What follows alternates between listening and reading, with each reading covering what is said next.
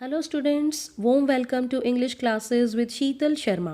बच्चों, HBSC के examination pattern के अकॉर्डिंग हॉर्नबिल की बुक में से आपको एक ऐसे टाइप क्वेश्चन अटेम्प्ट करना होगा जो कि 5 मार्क्स का होगा।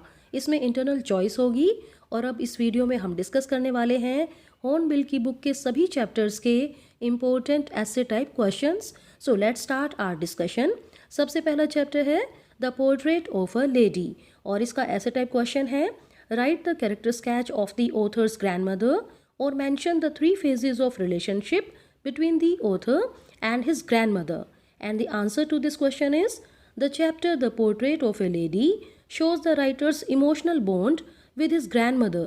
इस चैप्टर में दिखाया गया है राइटर की इमोशनल बॉन्डिंग उसकी दादी के साथ। His grand mother had a divine beauty. ऐसे लगता था कि उनकी दादी में डिवाइन ब्यूटी थी। हर lips constantly moved in saying prayers. उनके होठ लगातार प्रेयर्स कहने में ही बिजी रहते थे। She was very kind and generous. वो बहुत ही दयालु थी।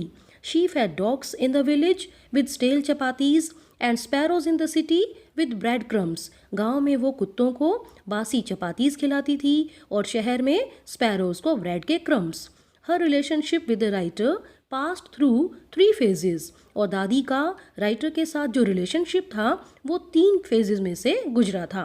The first phase was in the village when she looked after him in his parents absence. पहला फेज था जब दादी राइटर का लुक आफ्टर करती थी, गांव में रहती थी। She accompanied him to school. वो उनके साथ ही स्कूल जाती थी। She helped him in his all routine activities. दादी राइटर की सभी जो डेली एक्टिविटीज़ होती थी उनमें हेल्प करती थी।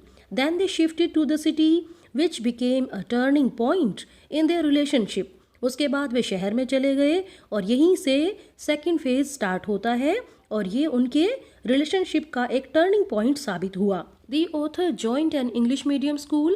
Now she could not help him in his studies. क्योंकि ऑथर ने एक इंग्लिश मीडियम स्कूल में एडमिशन ले लिया था तो अब दादी उसकी स्टडी में कोई भी हेल्प नहीं कर पाती थी। The third phase came when she came to know about learning of music by the writer. और तीसरा फेज आया जब दादी को ये पता लगा कि राइटर म्यूजिक सीख रहे थे। Now she rarely talk to him. और अब दादी बड़ी मुश्किल से ही राइटर से बात करती थी क्योंकि उनके अकॉर्डिंग म्यूजिक अच्छे लोगों के लिए नहीं बना हुआ था। She came to the station to receive him on coming back after his studies abroad. उसके बाद राइटर विदेश में पढ़ने के लिए चले गए और जब वो वापस आए तो दादी स्टेशन पर उनको रिसीव करने के लिए आई। She kept singing for several hours and fell ill. और अब राइटर के विदेश से आने की खुशी में वो कई घंटों तक गाती रही और इसकी वजह से वो बीमार पड़ गई। शी ले peacefully in bed and died. अब दादी को पता लग गया था कि उनका अंत नज़दीक है तो वो बेड में आराम से लेट गई बिल्कुल पीस के साथ और वो एक्सपायर हो गई। All the sparrows flu away quietly when her dead body was carried of for cremation. जब दादी की डेड बॉडी को क्रीमेशन के लिए ले जाया जा रहा था तो सभी स्पैरोज बिल्कुल शांति से उड़ गई, वो बिल्कुल खामोश थी। Thus the writer presents a loving tribute to his grandmother through this chapter. इस तरीके से इस चैप्टर के थ्रू राइटर अपनी दादी के लिए एक बहुत ही लविंग ट्रिब्यूट प्रेजेंट करते हैं। नेक्स्ट चैप्टर है we are not afraid to die if we can all be together. इस चैप्टर की हम समरी को डिस्कस करेंगे। We are not afraid to die if we can all be together presents an account of the author and his families encounter with death during their voyage. इस chapter में दिखाया गया है कि कैसे समुद्री यात्रा के दौरान राइटर को और उनकी फैमिली को डेथ का सामना करना पड़ा था। The author wanted to duplicate the round the world voyage made 200 years earlier by captain James Cook. लेखक राइटर पूरी दुनिया की समुद्री यात्रा करना चाहते थे जो कि 200 साल पहले कैप्टन जेम्स कुक ने की थी, उनको वो फॉलो करना चाहते थे। He and his family made Wavewalker a 23-meter long boat which weighed 30 tons। अब उन्होंने मिलकर अपनी फैमिली के साथ मिलकर एक बोट बनाई जिसका नाम था वेव वॉकर। ये 23 मीटर लंबी थी और इसका वेट था 30 tons। They started their voyage in July 1976। उन्होंने अपनी समुद्री यात्रा शुरू की थी जुलाई 1976 में। First leg of their journey past pleasantly. अब उनकी जर्नी का जो पहला चरण था वो बहुत ही आराम से बीता था। But after crossing Cape Town, a huge wave damaged their boat badly. लेकिन केप टाउन से निकलने के बाद एक बड़ी सी लहर ने उनकी बोट को बुरी तरह से डैमेज कर दिया. There was water everywhere in the boat. Boat में हर जगह पानी भरा हुआ था. The author's mouth was filled with blood. और लेखक के मुंह में ब्लड भरा हुआ था. उनको भी बहुत ज़्यादा चोट लगी थी. उनकी हड्डी भी टूट गई थी. Sue's head got swollen. स्यू के सिर पर बहुत ही ज़्यादा चोट आई थी. वो सूज गया था. But all of them showed courage. लेकिन सभी ने हिम्मत दिखाई. They tried to pump out water from the boat. उन्होंने बोट से पानी निकालने की कोशिश की.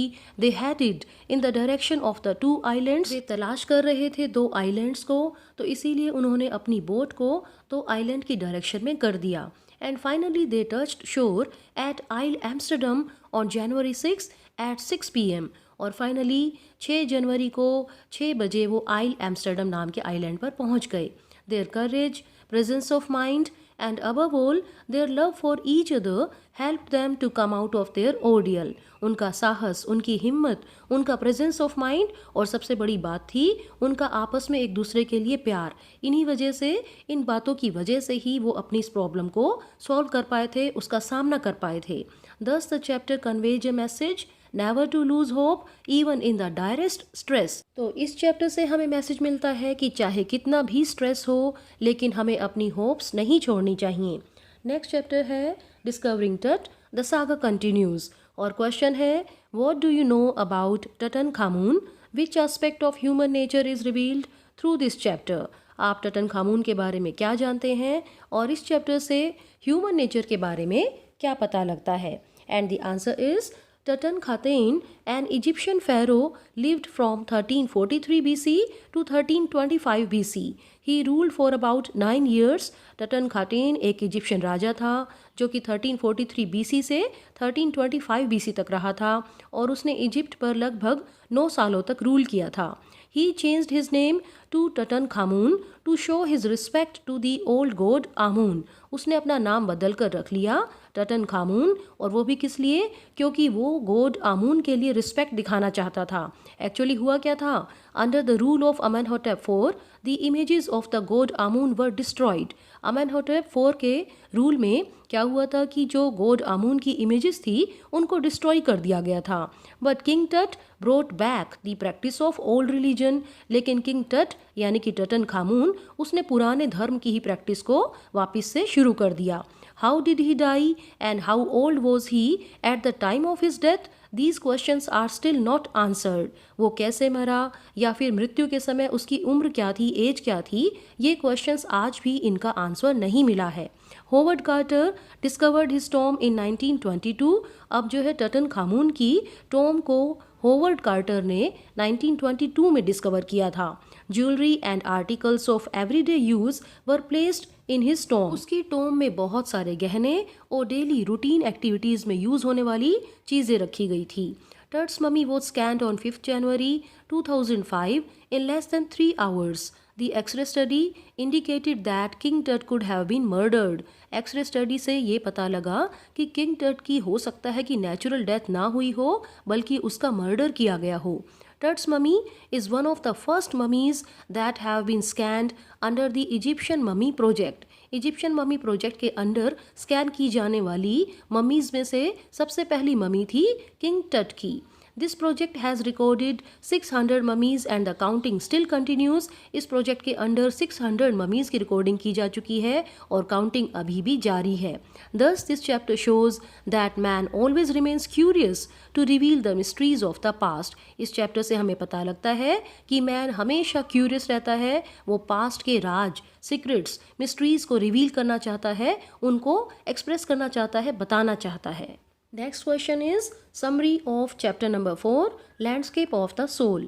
Landscape of the Soul presents a contrast between the European and the Asian form of art. इस चैप्टर में दिखाया गया है कि कैसे यूरोपियन और एशियन फॉर्म ऑफ आर्ट एक दूसरे से डिफर करती हैं, डिफरेंट होती हैं.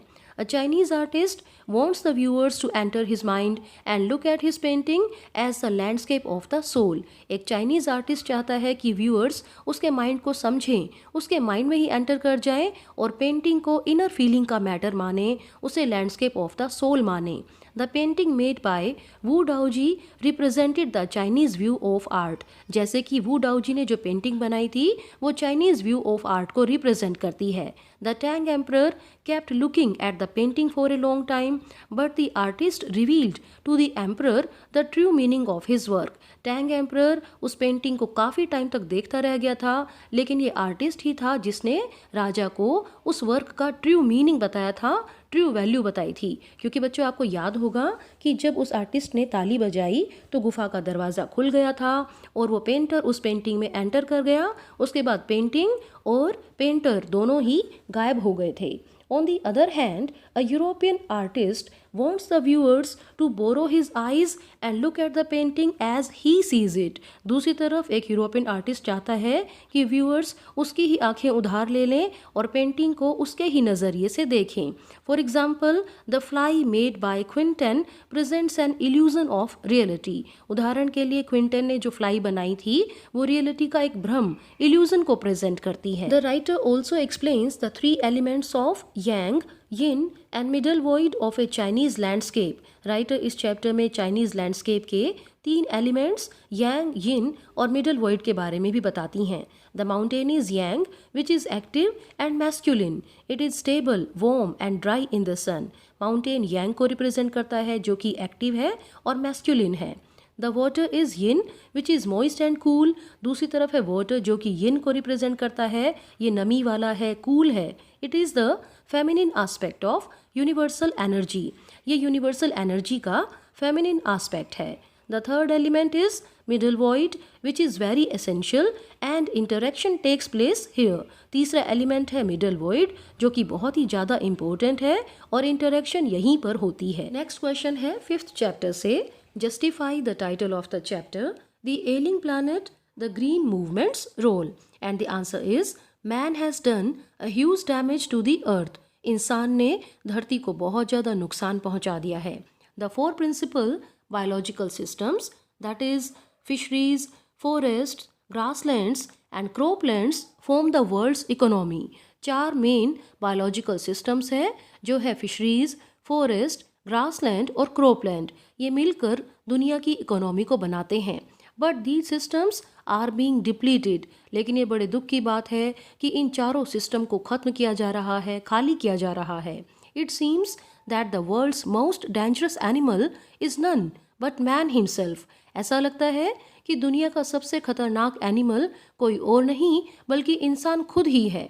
The growth of world population has endangered the future of human society.